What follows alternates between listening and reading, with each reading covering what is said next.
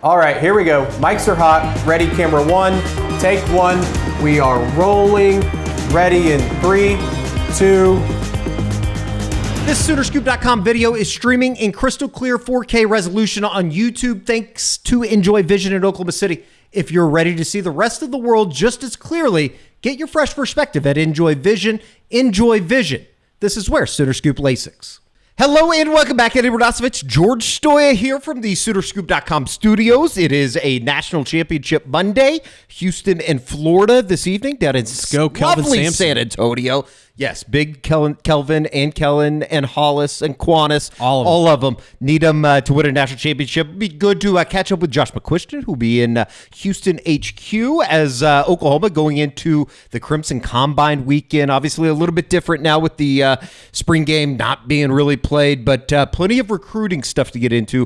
Oklahoma playing host to one of the best defensive tackles in the country, and certainly sounds like Oklahoma has a very good chance with him, as well as getting Josh's thoughts on the Devon Mitchell situation that we covered on Friday in the practice report, kind of led with that story, and that it evolved even more when we got done taping. So we'll get into all of that, but first, let us tell you about our good friends over at William & Lauren. William & Lauren, the official custom clothier of OU football. William & Lauren outfits your favorite OU players in custom suits that boost their confidence off the field to match their confidence on the field. Their perfectly tailored clothing ensures every Sooner stands out in comfort and style at prices that make luxury accessible. All you got to do is go to visit William & Lauren in Oklahoma City or Tulsa nowadays, or online at williamandlauren.com. That is williamandlauren.com to dress like a champion and make your style as legendary as Oklahoma football, a place that the great George Stoya went to recently. Got your wedding tux ready to roll. Wedding suit, custom made. Yeah, it's awesome. Super cool, fun, easy experience to go over there, get fitted,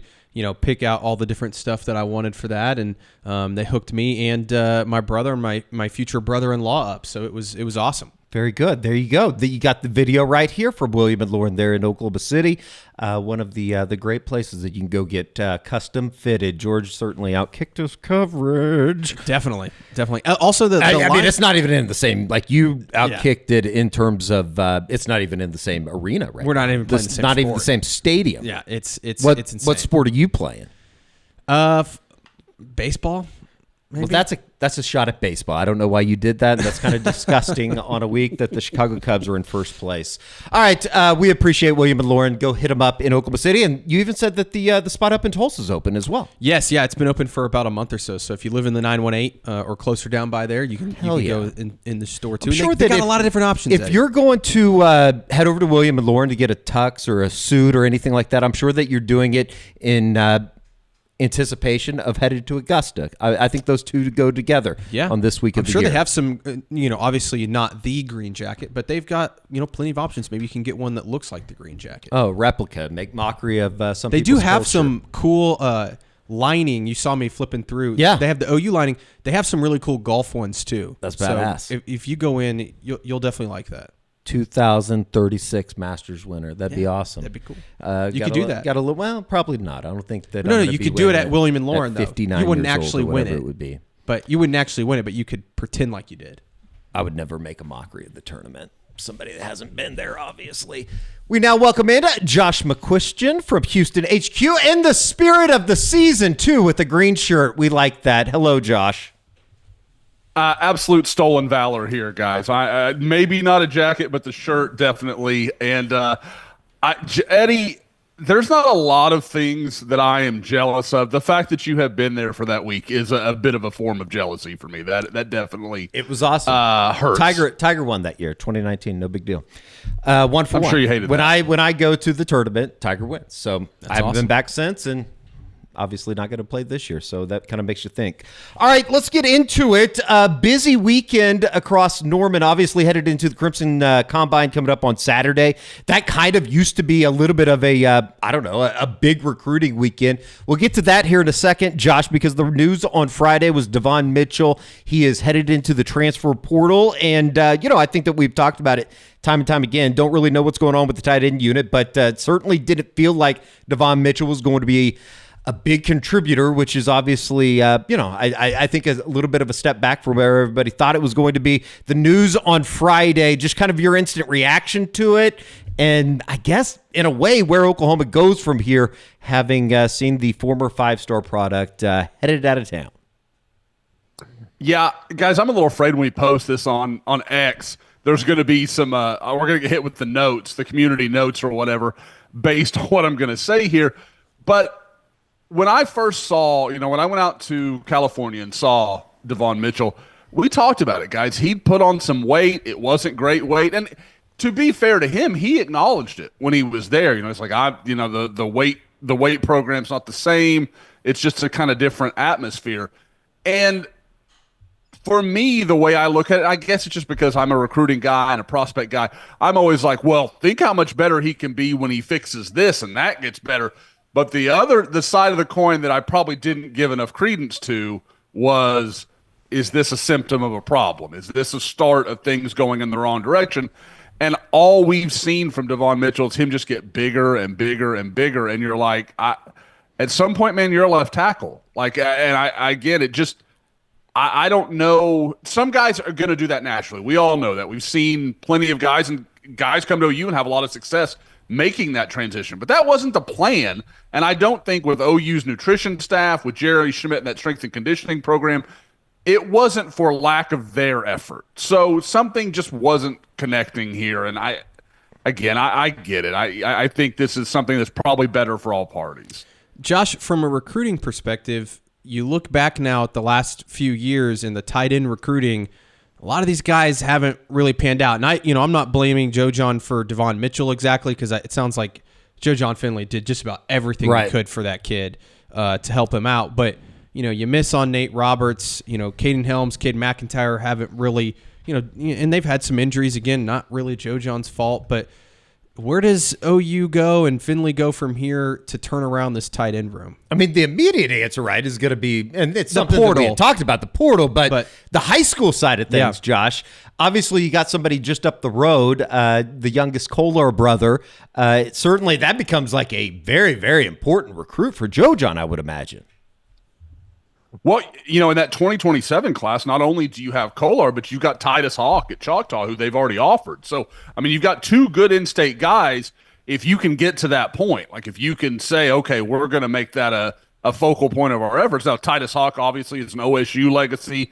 I don't know what that does to his recruitment. I don't know how sincerely, he'll look at Oklahoma, although he's told me both he and his family want to look at everything. So, but I mean, you look at 2026 and really, they've already got Ryder Mix committed. The other guy that was, on campus recently is the Ian Premer kid from Kansas. And, I've heard a lot of Kansas State there, but I know that obviously they landed the big time kid in 2025. So maybe that's not in the cards. I don't know, but I don't see the immediate fix from the recruiting world. I don't think that's what this is going to be. I mean, I think Oklahoma maybe had a chance at that last year with a guy like Nate Roberts, but obviously that didn't come off. And,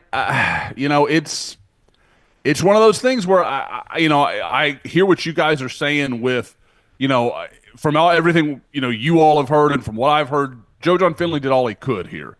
At the same time, guys, it is what it is. You are what your position group is producing. And right now it's been a lot of guys with injury problems, with health, not being able to play, whether that's conditioning, whether that's physically able, it's a problem. I mean, there's just no other way around that.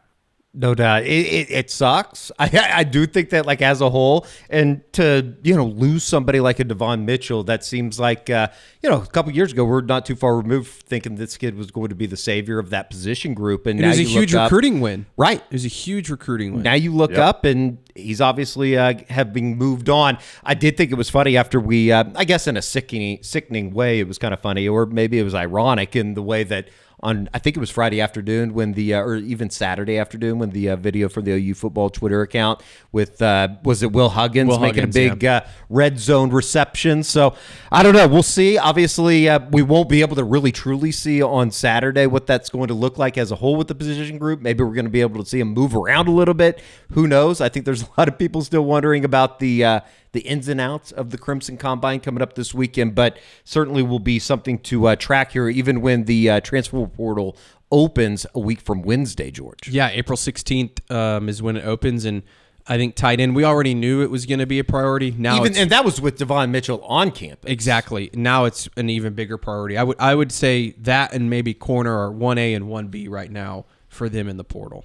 All right, this was a big recruiting weekend, Josh. You hit on it a little bit on the Crimson Corner on Sunday evening, kind of wrapping things up from over the weekend. And I guess two real big players coming out of this, one from an in-state program as well as somebody kind of more on a national scene out of Georgia. Let's start with the in-state product in Cooper Hackett. And I'm sure that if anybody didn't see the video or the pictures that he put out from his Saturday visit down to Norman, just Google it. You'll find it on Twitter, I'm sure. I think we'll have some here in the presentation as well. 2027 Fort Gibson offensive tackle Cooper Hackett was on campus on Saturday, though. Number one player in the state currently in the 2027 grouping, and incredible. I mean, the kid is just a massive monster of a human, and he currently holds an Oklahoma offer. What can you tell us about the visit, Josh? Yeah, I'm with you, Eddie. It's not every day that I see a guy like, because I've watched him on tape. I've talked to enough people. I know how big he is, but even that picture with him next to Lane Johnson. Incredible. That's just jarring. Like, you're like, he is considerably taller and longer than maybe the best right tackle in the game. I mean, like, look, yeah, right there. Perfect job by Carey. I mean, that's just crazy. Now, you can also see he's incredibly light. And I do want to say, because somebody immediately hit me up and were like, what's he going to play, tight end? Remember, this guy hasn't yet finished his sophomore year of high school. He is notably bigger than Lane Johnson was at the same point in his career. There's Teddy. Plenty of time for all of that. Yeah. I mean, Teddy is a guy who keeps himself in good shape as a NFL football player. I think it's become kind of old hat, but like we do the the pregame show and stuff with Teddy, and they come on before or after or before us, and it's incredible because even like huge. Seeing Teddy now, it's like, God, he could still go play right now. And then you see this guy in Cooper Hackett next to him. It's incredible. I mean, he's a whole head above Brent Venables there, and Brent Venables is not a small human. Josh, when you talk about Cooper Hackett, and obviously there's going to be some development there, just coming out of his sophomore season, I mean, when you look at him, and he's the number one player in the country, number 19 in the On 300 for that class of 2027, are we talking about a kid that inevitably or at one point in the next couple years could move into like a top 10 in the country? What kind of, ceiling are you thinking about when you're talking about Cooper Hackett out of Fort Gibson? Yeah, Eddie, I think that's a perfect way to frame it. This guy has the ability to be a top 10 player in the country. Like, that is in the realm of outcomes for him, because he is, I mean, you can see it in the pictures. He's legitimately 6'7". He's probably 250 pounds right now. So, I mean, still very lean.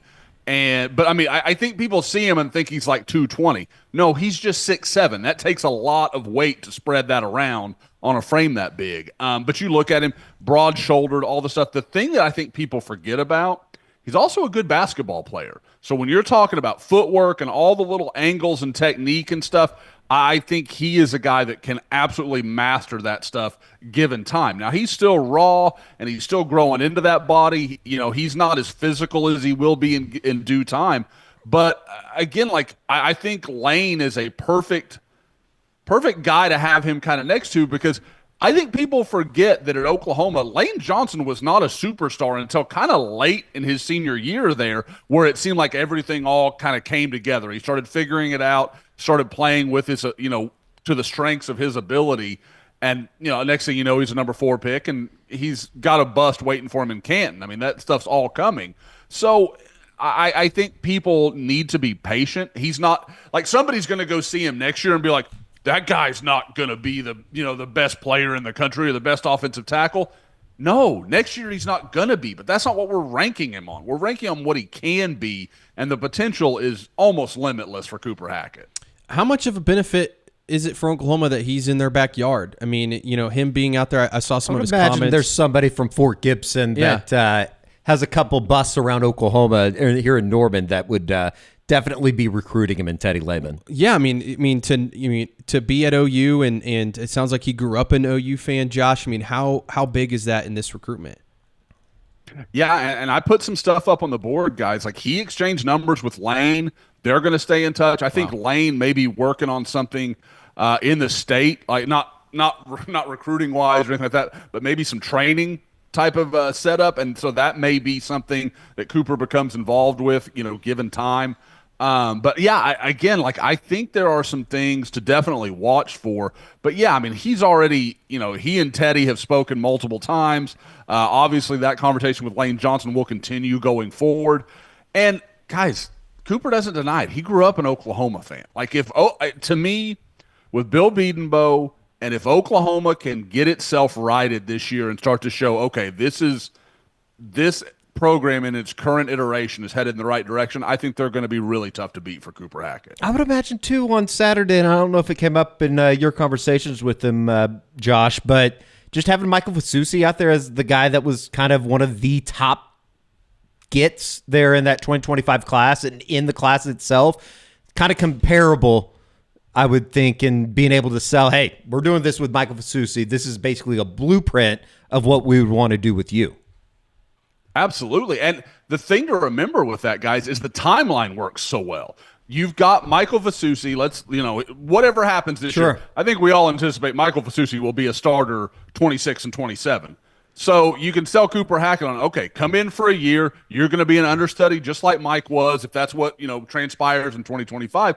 And then, man, we're hoping he's off to the NFL and then it's your job. So, I think that's such an easy thing to sell when you have that guy who clearly, again, it's a lot to put at Michael's feet. It's a lot to put at Cooper's feet, but we know they both have that kind of ability. So now it's about okay, this is how the timelines can fit together. This is how this can all work. But I don't think there's any question that one of the many dangers of playing a young player, one of the really exciting things is you get to go and tell recruits, hey, man, if you're ready and you're good enough, we're going to play you, and we think you're good enough. I can't wait for George and I were talking before we started today, Josh. I can't wait for that overnight transformation for him physically that we've seen here over the last couple of years. Maybe even somebody and I think he's probably a little bit further along than a Logan Howland.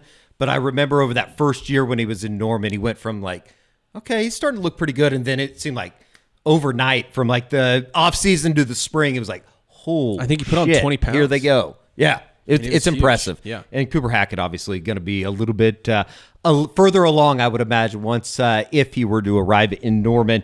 One of the other visitors from over the weekend. Oh, and by the way, on Cooper Hackett, Josh, just in terms of anything to look for, April 12th coming up this weekend, he's going to Oregon. He's going to Nebraska April 26th. Already made a visit to Arkansas. Along with OU, would that be kind of the four schools that are the early competition? I would imagine by the time we get all said and done with this, it's going to be basically you have the pick of any school in the country. Yeah, he'll end up with a who's who list. Yeah. I mean, to me, there's not a lot of doubt. But yeah, I mean, I think right now, it's very telling that he's going to go up to Oregon and see what they have to offer, and that's a staff that recruits vigorously. I mean, that's somebody that if they have an indication from him that they've got a chance, Oregon will push hard for him. And again, guys, this is. I feel like we've been positive, so negative Josh has to come in here and rain on the parade just a little bit. But that's the deal. When you're looking at what Oklahoma's looking at from a staff perspective and how pivotal we know 2025 is to everything going forward, you're going to have schools like this that are going to come in the state, and maybe even at first, if they don't think they have a chance, they're going to stay in that fight just a little bit longer than maybe they would have because they don't know what's going to play out. And they're going to think, hey, maybe if something changes here, we're going to have a chance. So, again, and I'm not telling Oklahoma anything they don't know, but fans have to be prepared for that. There are going to be some fights that you're not used to seeing in state, over the next 6 months or so as we kind of figure out what things look like for OU going forward. Steve Wolfong's done some reporting as well on the next visitor that we'll talk about in Deuce Gerald's, a defensive tackle out of Sewanee, Georgia, Collins Hill High School, and simply put, one of the better defensive tackles in the country. And it certainly sounds like Oklahoma's putting themselves into the mix, into the actual mix to get his services. Yeah, I mean, guys, this was his 4th visit to Norman from Georgia. I mean, that's not a small thing. Now, he has not set up his official yet. To my knowledge, I don't think he's officially announced any of his officials, so I don't know that that's anything to read into either way. But talking to him for a while, the thing that I kind of asked, you've been here several times, what was it about this that was unique? And it was very clear that it was just kind of the communication between the players and Todd Bates and really the coaching staff at large. But he really just kind of referenced, I love the kind of back and forth. Like, and Todd Bates breaking down, this is why we do this way. This is why we work on this drill, and this is why I focus on this point of emphasis, because in a game, when you see this, you're just going to react. It's not even something you have to think about, And so, I think that was kind of interesting to hear him talk about. And again, his relationship, not surprisingly, we all know that's something Todd Bates really excels at. And I think he's built a really strong bond with Deuce Gerald's. Is this a 2-school race, Josh, OU and Ohio State at this point, or is there more schools? I know there's obviously a lot of schools after him, but it feels like OU and Ohio State are maybe the 2 front runners. That's kind of what it feels like. And again, I want to say, talking about me being a little negative, I came away and I was like, okay, he really loves it. He still really loves Oklahoma. I just think he's going to pick Ohio State like that. And that's been the common belief for a long time. But, you read Steve's story, and I fully acknowledge Steve knows Deuce better than I do. We've talked for a while, but Steve's just been around him. There's more relationship there because he's talking to him after all these visits rather than just kind of OU or whatever. But what I will say is, Steve it's in the headline. Like, he's Oklahoma is a front runner for him. So he clearly likes Oklahoma's chances. Now, I'm not saying he's picking OU to win this recruitment or anything like that. But, guys, I've talked a lot about Tavian Branch kind of reminding me of last year's situation. Oh, my gosh, with Trent Wilson. And I wonder a little bit if maybe I've got it wrong, and maybe it's Deuce Gerald's where Oklahoma kind of surprises everybody because it's kind of the same deal. He's a little bit undersized. He's super active. He's very productive. And Oklahoma's been hard on him for 2 years now. So I kind of wonder if maybe Oklahoma could maybe shock everybody. I still think it's Ohio State, but my mind is softening a little bit on that, I guess. Kind of seems like Todd Bates just maybe somewhat quietly has continued to put Oklahoma in the mix for some of these top-ranked defensive tackles that they simply haven't gotten in the last 5 years, as opposed to when that I don't know, for a lack of better terms, the worm turned a little bit when they were able to get David Stone and Jadon Jackson, obviously. And that kind of leads me to what I wanted to ask Josh about too. Is just like a couple years ago, you get David Stone, you get Jadon Jackson. Last year, you only add Trent Wilson, and albeit it was a good add. I mean, how important, Josh, is it for this 2026 class? We should throw Dominic Williams in there, getting him out of the portal as well, winning a battle, if you will. But how important is it? Because you're going to lose Dominic Williams, you're going to lose Grayson Halton after this season. Like, how important is it to get a couple guys in this defensive tackle class, and somebody especially like a Deuce Gerald's who's obviously very talented? I think we talked about this maybe a couple weeks ago where I said I don't exactly know who it's going to be at the defensive tackle room in the defensive tackle class, but I think it's going to be pretty good. I like their options. Guys, the guy that goes just undiscussed in state, Taj Overton. He's right there. A guy that he's been to Oklahoma a ton. I know there's a really good relationship there. He loves Todd Bates. We don't talk about him a lot, and I still think Oklahoma is clearly the leader there. You can talk about some of these other guys. Tavian Branch, who I just mentioned a little while ago. And another guy that I think goes undiscussed too often is the Valdon Sone kid, the European guy that Oklahoma has brought in that is just a freakish-looking guy, big, long, athletic type. And the thing that I'll say to OU fans that might say, okay, none of those guys are top 5 in the country. Gerald's kind of depending on who you're looking at the ranking. But guys, look at Grayson Halton. There was no like, oh man, OU landed Grayson Halton. Grayson Halton's going to end as a really good defensive lineman for Oklahoma. If it was 5 years ago, OU fans would be singing his praises as like the best of the last decade. Sure. But now it's like, okay, he's just another guy in a really good rotation in that room. So it's kind of like Bill Bedenbaugh for me. Todd Bates is to a point where if he says a guy can play, I'm like, okay, like I believe you. Go get him, and then we'll all kind of watch that guy develop. No doubt. That's a positive because I think anybody knows that we've talked about it here for the last couple years even, that Oklahoma, if they're going to have to rebuild this thing through the offensive line, through the defensive line, you've been able to see what teams do, and if they are able to do so, it ends up a pretty damn good situation.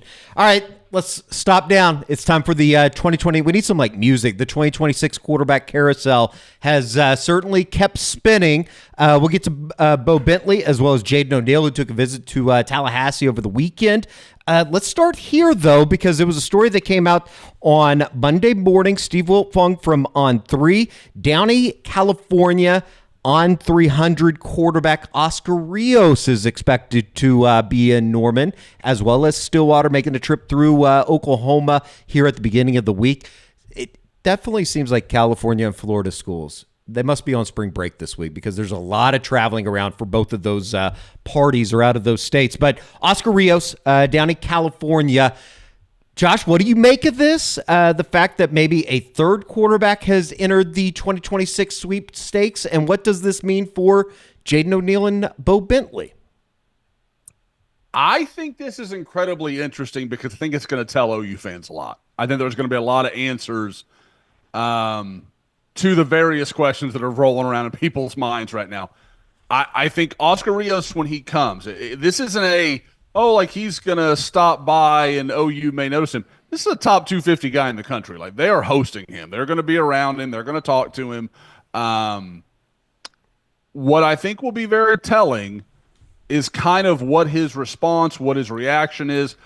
I mean, in the off-world chance where maybe he gets an offer, I don't think that's what's going to transpire here. But if it does, I think it tells you maybe there's a little more up in the air in that quarterback room or in that quarterback recruitment than we thought. Because I've been talking for a few weeks that I think Jadon O'Neal probably ends up somewhere else, and I think Bowe Bentley probably jumps into that position. That's kind of just been my read on the situation. But if they offer Oscar Rios, then okay, maybe there's some cards out there that haven't been played yet. So at the same time, I think if he walks off campus, it's like, oh, yeah, it was fine, and then I went up to Oklahoma State and I had the time of my life, I think that'll tell you a lot about kind of where OU sees, like, they feel confident, hey, we're going to walk out of here with one of these two guys. Like, we don't need to make any other moves. We don't have to get crazy. We can watch this play out a little bit. So, Josh, what kind of player is Oscar Rios? I don't know how familiar you are with his game. Does he fit kind of that Ben Arbuckle mold that we've been talking about? I would be lying if I said I'd watched much of his film, but I went over a little bit of it, kind of yesterday when you started to hear some of this. Definitely, he's a good athlete. I don't think he is, he's definitely a guy that wants to win throwing the ball. So, and I know he impressed a lot of people here recently at some of the OT7 stuff, the 7-on-7, one of the elite national camps. So I think that is telling. Now, what I will say also, kind of like I referenced, he's going to hit Oklahoma and Oklahoma State. So I can't tell how much of this, him coming to Norman is just a visit of opportunity as much as like, oh, Oklahoma is really starting to get invested there. I don't think that's the case. I think they're very much all in on, one of Bowe Bentley and Jadon O'Neal. I think that's the way we're going to see this play out. But again, he may come to campus, and guys, we all know that this staff, more than maybe some others, values, like, if a kid comes in and really just impresses them with who he is and kind of what he's like, it's not just, his tape is a yes or no. Guys, I don't think there's many coaches in the country that are going to respond on a human level in the way Brent Venables does if he really likes somebody, if that player fits what he thinks is important to his program.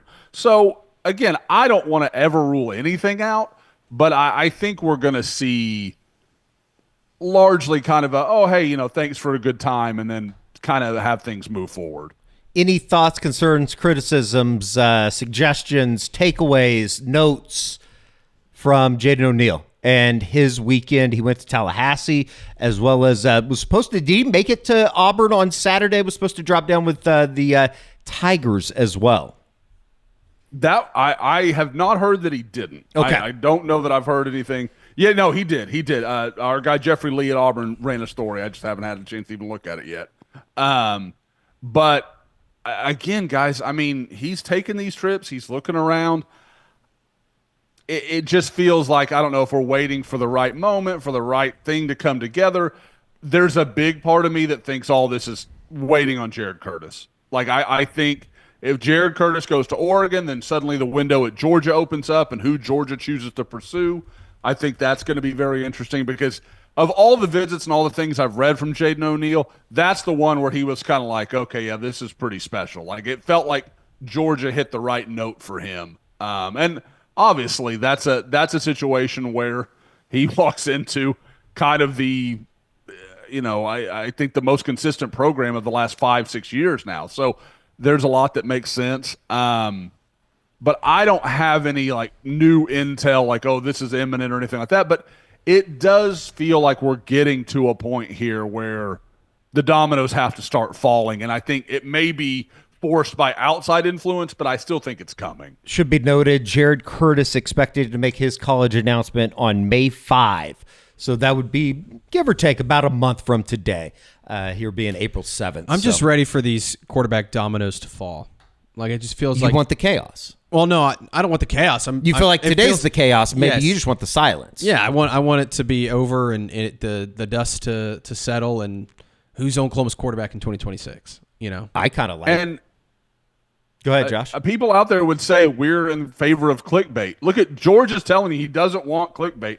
He wants to know what's going on and everybody to move forward. He wants no recruiting interest. George, I don't think you like my job, George. I think that's what I'm hearing. That's exactly what I hear Not as true. well, Josh. All right, let's move on. That will wrap up the 2026 quarterback carousel as we check in every week, it seems like, here. And we probably will for the next month, maybe until Jared Curtis makes his announcement on May 5. But as I say that, we'll probably have more news on the quarterback situation even earlier than that. And that is nothing to do with because I know anything. I'm an idiot. That's just because it feels like anytime that I say something, the opposite happens, which, Rory's not going to win the Masters. How about that? Let's go DJ Ackerson. Did you see how I tried to backdoor that in? Yep. Trying to get Rory to win. Good job. DJ Ackerson, you did put up a note on the Arkansas linebacker on Sunday, Josh, and I guess the TLDR kind of seems like maybe they're both, Oklahoma and DJ Ackerson, maybe moving in separate directions a little bit. Would that be maybe too heavy to term it like that? I think it's largely Oklahoma moving away. And to his credit, I think DJ recognizes it. Guys, it kind of reminds me, Eddie, of Kendall Daniels. Where that same situation where OU, and not so much in that, like, because Kendall Daniels was very much a time, they gave him a window. We want you to be decided by now or we're going to have to move on. But Kendall knew the deal. I think DJ can read it too. And to his credit, like, guys, I've gotten to know DJ over the last 3 or 4 months pretty well. Like, I met him several years ago, but as Oklahoma's gotten more involved, we've talked more and more. He's handled it incredibly well. We all know of in-state guys who don't get the attention they think they should from Oklahoma or Oklahoma State or, any major, any major recruit from around the country when the in-state school's not involved. We've seen all this, and a lot of times they don't take it well. It ends up being kind of a sore subject for them. He's like, I talked to him, and I think he really was hoping when he came in for the visit, he was going to get clarity kind of on where he stood. And it sounded like Brandon Hall was the one guy who really talked to him, and that's the guy that really he was involved with back when OU offered and before Nate Dreiling and Wes Goodwin came in. So I think there was a hope for him that, okay, now I'll know where it is. I think he found out. I just don't think it was really laid out. Like, I think he just kind of knows. And I said, hey, man, I'm sorry you didn't get all the answers you were looking for. And he was like, man, it was an honor to be there. Like, I mean, like, he's he's just got the right mindset for this stuff. He's not taking it personally. He knows OU's just doing their job. And so I think it's just going to move in a different direction. I kind of like where K-State is for him. I think they're doing a really good job with him, and we know through the years that staff, dating all the way back to Bill Snyder, and when Bob Stoops was in Manhattan, they've always done a really good job recruiting the state of Oklahoma. So Josh, if they're moving away from Ackerson, what direction are they going? I think you're looking largely, Braxton Lindsey, the linebacker from Arkansas, I think is clearly a focal point. And, you look back when OU offered him, there was a lot of this kind of stuff. And now, I think last week he picked up Florida. I think there's been some Oregon attention. Like, it's clearly a deal where Oklahoma did a nice job with that evaluation. They found a good player that now other people are starting to come on to. At the same time, I think, Nico and Bo Jandrew, the two from Arizona that visited a couple of weeks ago, I think they're very much still in play. What's interesting is you're not seeing a lot of new offers go out at linebacker. It kind of feels like they're kind of zeroed in on 3, 4, maybe 5 guys. And I think that, kind of like I was saying earlier with the quarterback situation, that may tell you how they kind of feel about it. Because I know with Braxton Lindsey, he had the relationship with Nate Dreiling that preceded Nate being in Oklahoma, and Oklahoma had been talking to Braxton since, I believe, last summer.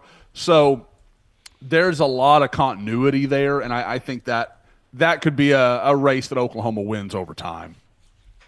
Josh, the visits will continue throughout this week. As I said earlier, it seems like there's a contingent from Florida that's coming in, I guess, daily or throughout the week. But Jake Krull, Danny Odom, Breck Collegier, all names that are expected to be visiting Oklahoma this week. Anything to really look out for? I know that, kind of I'm going to say weirdness around the Crimson Combine and just not being a regular game. Has that kind of lessened the weekend, or how do you see this next week unfolding with everything that's to come, and then obviously the final week of the spring ball for Oklahoma, the practices? Yeah, we're going to have to watch through this week a little bit, because I'm interested to see, does OU treat this just like every other spring game, or is it a little where it's not the spectacle that, that it used to be for the spring? Because we all know, what was that, three springs ago when Brent first arrived, and they had that massive crowd, and it just blew all the recruits away, and it was a big, real turning point in that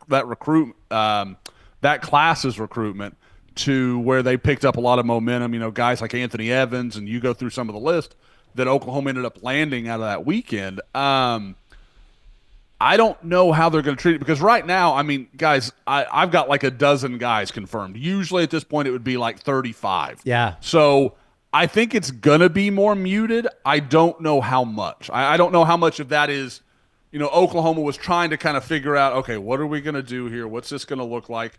Okay, now who do we bring in? How do we focus this? So I do think it'll be lessened. I don't know how much yet. Josh, I did want to ask you about Jake Krull. It seems like he's a top priority in this class. How big of a visit is this? I think, is he coming in this weekend? Is that right? Thursday, April 10th. Thursday. Mm-hmm. How big is that? He's a huge priority. I would say that he and Kevin Ford Jr. are the two defensive ends that Miguel Chavis has truly zeroed in on. Those are his guys. If he could have any two in the country, I think those are the two he would get. So, and what I will say is, guys, you talk to certain players and you're like, okay, that'll work, or they really like Oklahoma. And then you talk to some guys, you're like, that's an OU dude all day. Like, he just fits what they are, what they're about. He's that kind of guy. He's kind of fun. He likes to have a good time, but he is super serious, really locked in, kind of has almost like a mission statement to what he was doing, because, I was talking to him about this upcoming visit, and I said, hey, have you set up your official to OU? And he was like, I don't announce that until May. And I'm not used to that from kids. They may have an outline, or I'm not quite there yet. I'm not quite ready. He knows, he may have it in drafts already of what he's going to send out to announce his official visit. So it's just really interesting and kind of telling. And again, he's the kind of guy that Oklahoma seems to gravitate toward. Very good. It's going to be a interesting week here as Oklahoma closes down spring football. Real quick, Josh, before we get you out of here, noted Houston Astros fan. Kyle Tucker named National League Player of the Week. Alex Bregman named American League Player of the Week. Any comments? Well, the great news is Cam Smith, who was a big part of that trade.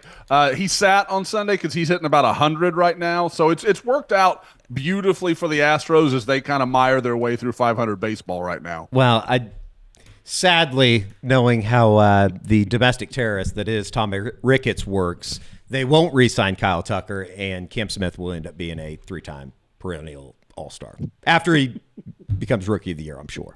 All right, very good. Josh McCuistion, George Stoya, I'm Eddie Radosevich. We'll see you back here next week for another recruiting report.